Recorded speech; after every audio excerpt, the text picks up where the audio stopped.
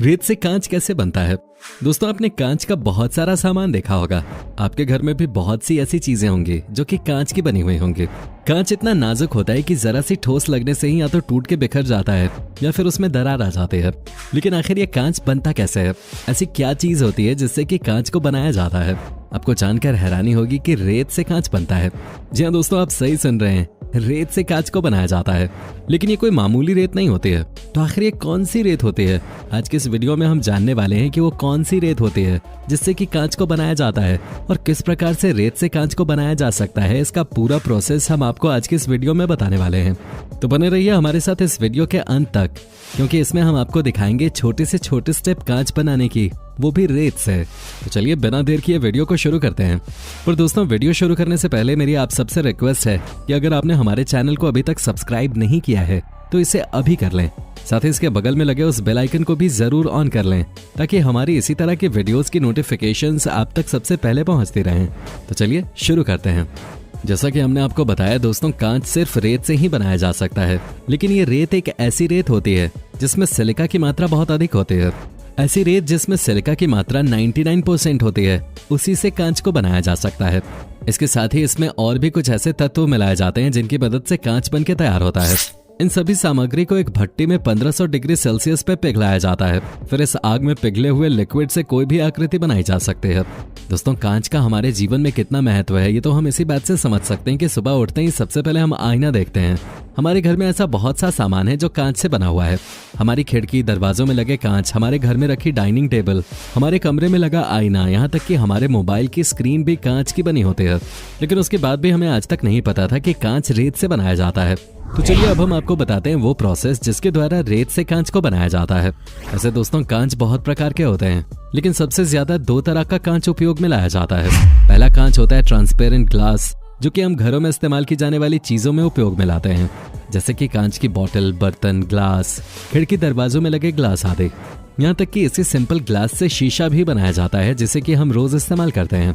दूसरे प्रकार का ग्लास होता है स्पेशल ग्लास। इसका इस्तेमाल कुछ खास तरह के कांच को बनाने के लिए किया जाता है। बुलेट प्रूफ ग्लास भी स्पेशल ग्लास का इस्तेमाल करके ही बनाया जाता है। वैसे तो कांच बहुत तरह के होते हैं, लेकिन 90% कांच सिंपल ग्लास का इस्तेमाल करके ही बनाए जाते हैं। इसलिए आज के इस वीडियो में हम आपको बताएंगे कि सिंपल ग्लास को कैसे बनाया जाता है। इसका पूरा प्रोसेस आज के वीडियो में बताया जाएगा। सिंपल ग्लास को बनाने के लिए सबसे पहले 75% रेत, 15% सोडियम ऑक्साइड और 10% चूने का इस्तेमाल किया जाता है। इन तीनों तत्वों को आपस में मिलाकर एक मिश्रण तैयार किया जाता है, जिसमें इस मिश्रण को रिसाइकल करने के लिए कांच के कुछ टुकड़े भी मिलाए जाते हैं।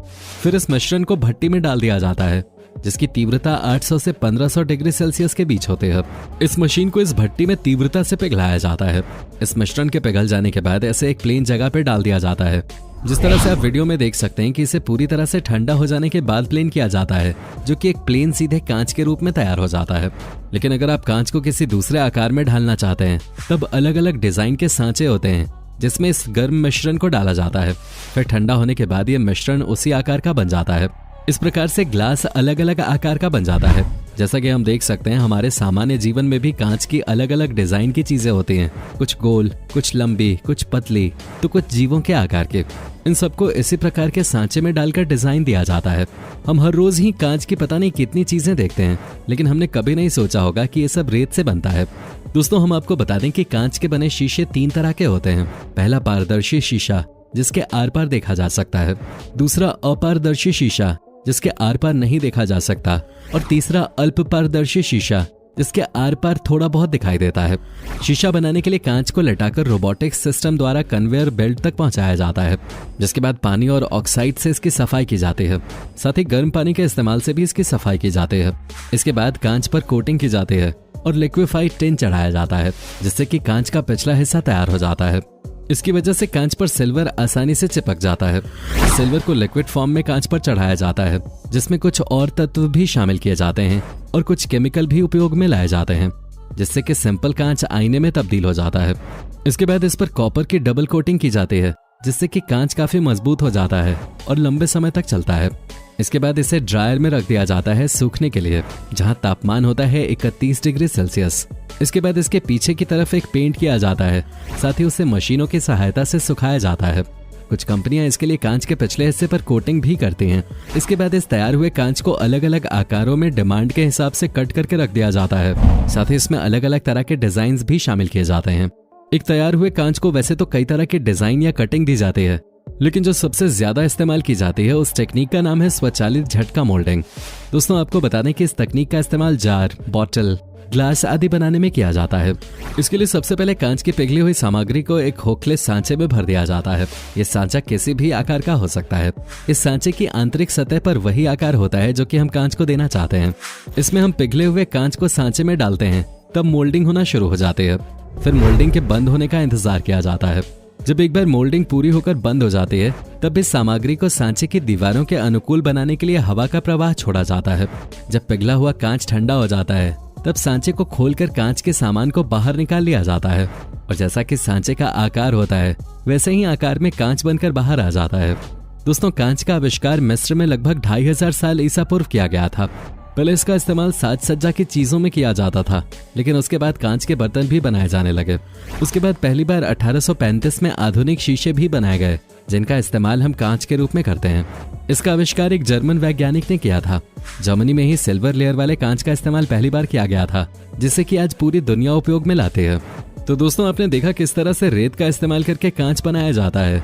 ये एक अनोखी सी बात लगती है, क्योंकि रेत को देखकर कोई भी ये नहीं कह सकता कि ये कांच भी बना सकते हैं।